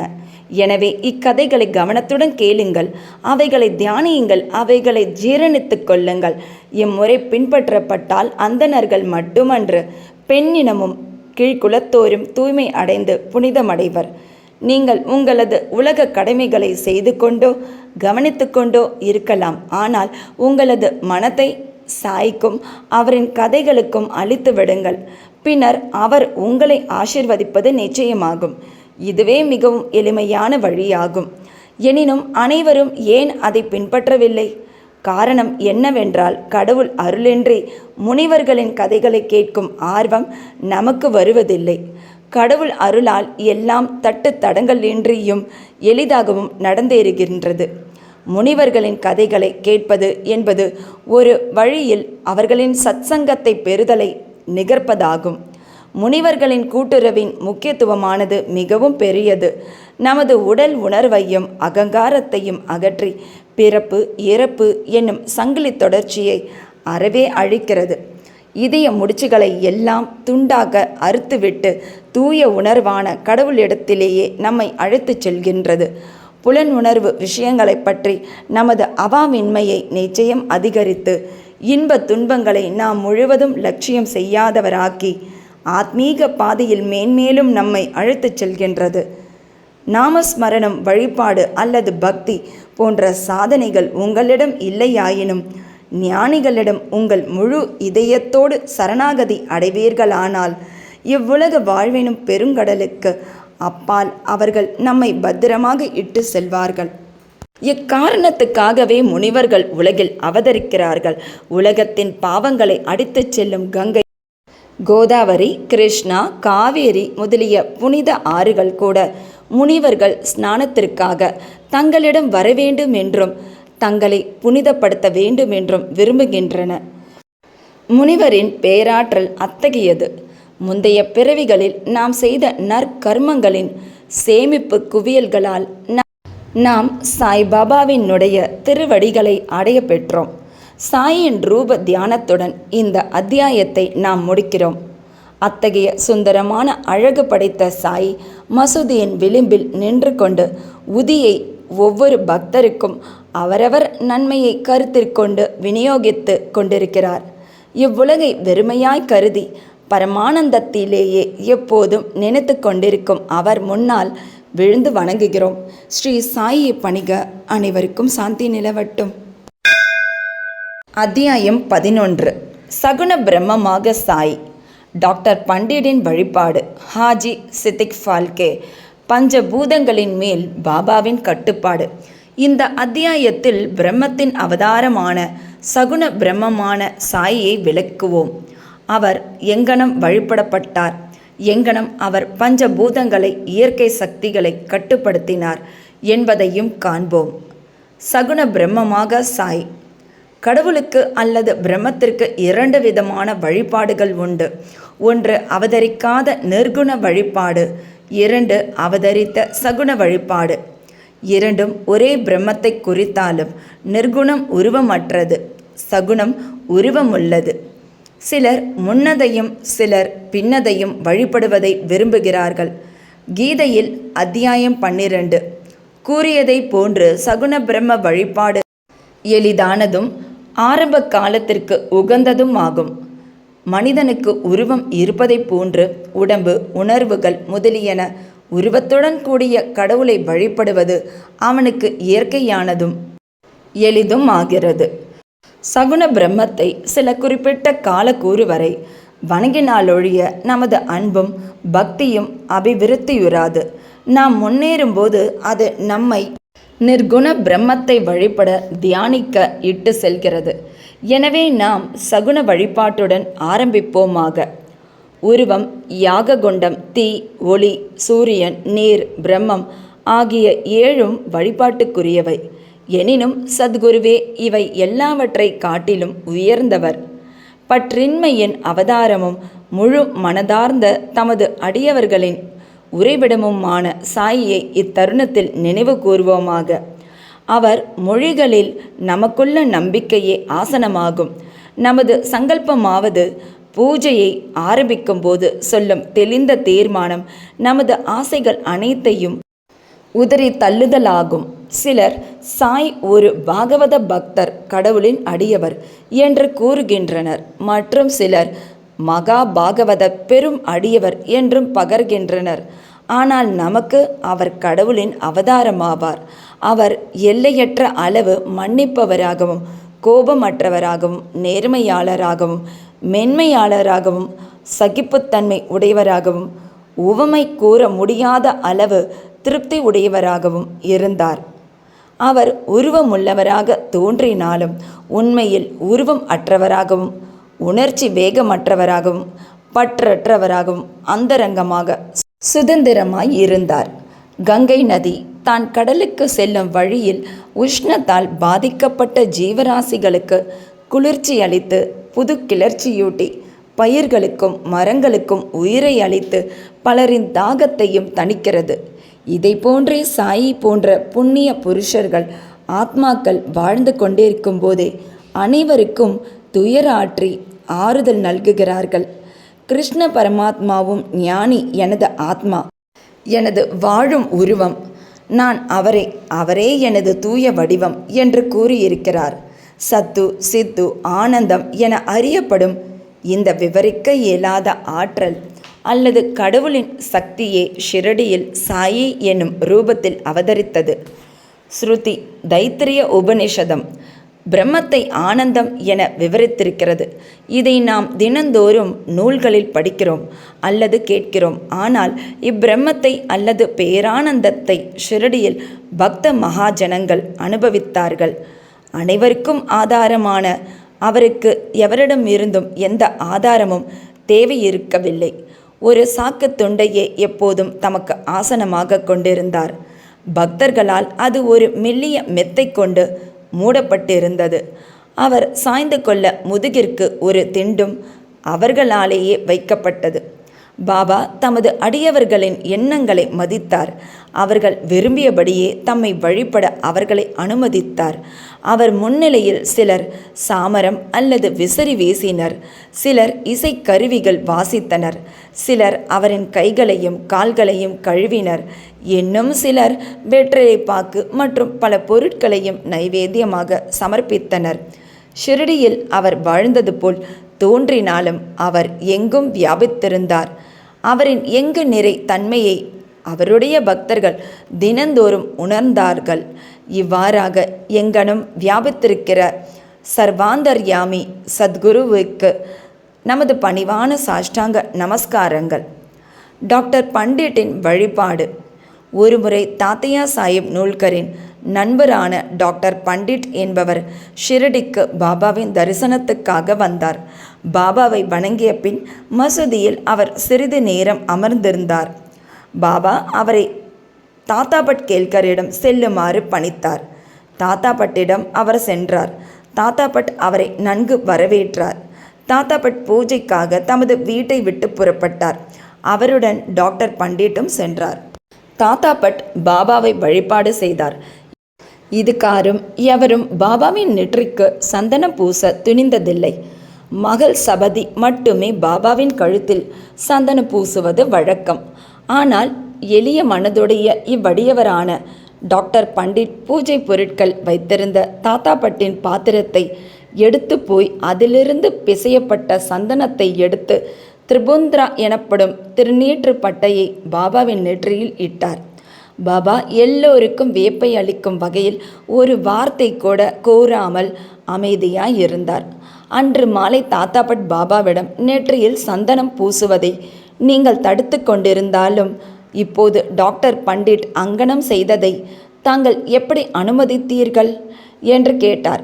இதற்கு பாபா, டாக்டர் பண்டிட் தம்மை பாபாவை அவரது குருவான காக்கா புராணிக் என்று அழைக்கப்பட்ட தோபேஷ்வரை சேர்ந்த ரகுநாத் மகாராஜ் என்று நம்பியிருந்ததாகவும் அவர் குருவுக்கு செய்து கொண்டிருந்ததை போன்றே தமது நெற்றியிலும் சந்தனம் பூசியதாகவும் தெரிவித்தார்.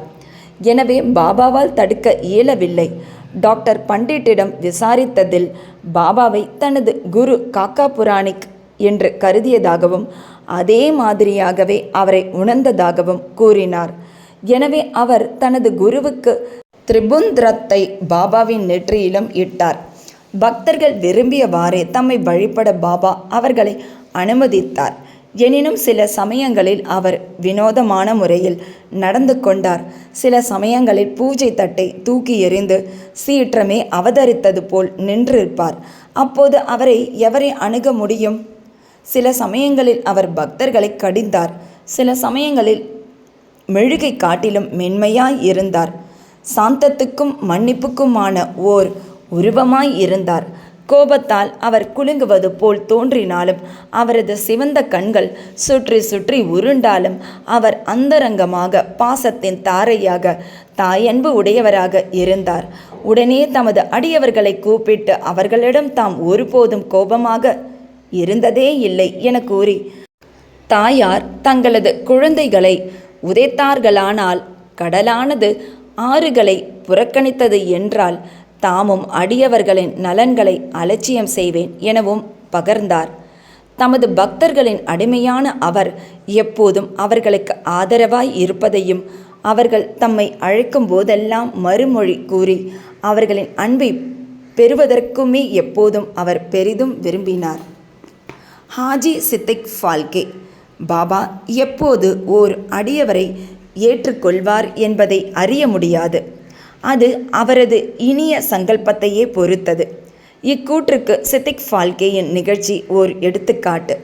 கல்யாணை சேர்ந்த சித்திக் ஃபால்கே என்ற ஒரு முகமதிய பெருந்தகை மெக்கா மெதினாவுக்கு புனித யாத்திரை செய்துவிட்டு ஷிரடிக்கு வந்தார்.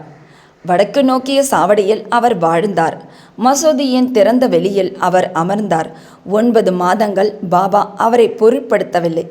அவரை மசூதிக்குள் நுழையவும் அனுமதிக்கவில்லை. ஃபால்கே மிகவும் தேற்றவியலாத நிலையை எய்தி என்ன செய்வதென்று புரியாமல் இருந்தார். யாரோ ஒருவர் அவரை ஏமாற்றமடைய வேண்டாமென்றும் பாபாவின் மிக நெருங்கிய அருகில் உள்ள அடியவரான ஷாமா மாதவ்ராவ் தேஷ்பாண்டேவின் மூலம் பாபாவை அணுக முயற்சிக்கும்படியும் ஆலோசனை கூறினார். சிவபெருமான் அவரது சேவகரும் பக்தருமான நந்தியின் மூலம் அணுகப்படுதலைப் போல ஷாமாவின் மூலம் பாபா அணுகப்படுதல் வேண்டும் என்றும் கூறினார். ஃபால்கே இந்த யோசனையை விரும்பி ஷாமாவை தனக்காக மன்றாடி கெஞ்சி கேட்குமாறு வேண்டினார். ஷாமாவும் சம்மதித்து பொருத்தமான ஒரு சந்தர்ப்பத்தில் பாபாவிடம், பாபா, பலர் இம்மசூதிக்குள் தாராளமாய் வந்து தங்கள் தரிசனத்தை பெற்று போகும்போது தாங்கள் ஏன் அந்த முதிர்ந்த ஹாஜியை மசூதிக்குள் நுழைய அனுமதிக்கக்கூடாது?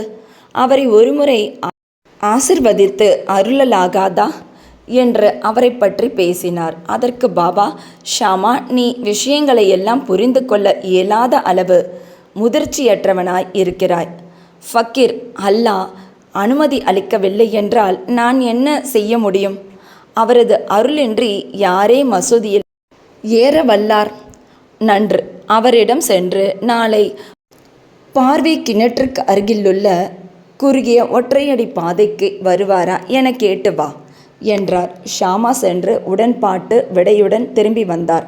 மீண்டும் அவரிடம், பாபா, எனக்கு 40,000 ரூபாய்களை 4 தவணைகளில் கொடுக்க சம்மதிப்பாரா என கேள் என்றார். ஷாமா சென்று 40 லட்சம் ரூபாய்கள் கூட தர அவர் சம்மதிப்பதான பதிலுடன் திரும்பி வந்தார். மீண்டும், பாபா, நாங்கள் ஒரு ஆட்டை மசூதியில் வெட்டப் போகிறோம். அவரை அதன் மாமிசம், தொடை, கொட்டை இவைகளில் எது வேண்டும் என கேள் என்று கூறினார். ஹாஜி பாபாவின் கோலம்பாவிலிருந்து மட்பாண்டத்திலிருந்து ஏதாவது ஒரு சிறிய துணுக்கு பெற்றுக்கொள்வதிலேயே மகிழ்வதாகவும் ஷாமா பதில் கொண்டு வந்தார். இதை கேட்டு பாபா உணர்ச்சி வசப்பட்டு தமது கையால் கூஜாக்களையும் கோலம்பாவையும் விட்டெறிந்துவிட்டு நேராக ஹாஜியிடம் சென்று தமது கஃப்னியை கைகளால் பிடித்து கொண்டு, ஏன் உன்னை நீயே தற்பெருமைப்படுத்தி உயர்வாக கற்பனை செய்து கொண்டு முதிர்ந்த ஹாஜியைப் போல் பாவனை செய்து கொண்டிருக்கின்றாய்? குரானை நீ இவ்விதமாகத்தான் கற்றுணர்ந்தாயா? நீ உனது மெக்கா தல யாத்திரை குறித்து பெருமை கொள்கிறாய், ஆனால் நீ என்னை அறியவில்லை என்றார். இவ்வாறு கடிந்து கொள்ளப்பட்டதும் ஹாஜி குழப்பமடைந்தார். பாபா பின்னர் மசூதிக்கு சென்று ஒரு கூடை மாம்பழங்களை வாங்கி ஹாஜிக்கு கொடுத்தனுப்பினார். பின்னர் மீண்டும் ஹாஜியிடத்து சென்று தம் பையிலிருந்து ரூபாய் 55 ஹாஜியின் கைகளில் கொடுத்தார். அதிலிருந்து பாபா ஹாஜியை விரும்பினார். உணவுக்கு அவரை அழைத்தார். பாபா ஹாஜியை விரும்பிய போதெல்லாம் மசூதியினுள் அழைத்தார். பாபா சில சமயங்களில் அவருக்கு சில ரூபாய்கள் அளித்தார். இவ்வாறாக பாபாவின் தர்பாரில் ஹாஜியும் சேர்க்கப்பட்டார். பஞ்சபூதங்களின் மேல் பாபாவின் கட்டுப்பாடு. பஞ்சபூதங்களின் மேல் பாபாவின் ஆணைக்கு ஈண்டு உதாரணமாக 2 நிகழ்ச்சிகளை கூறி இந்த அத்தியாயத்தை முடிப்போம்.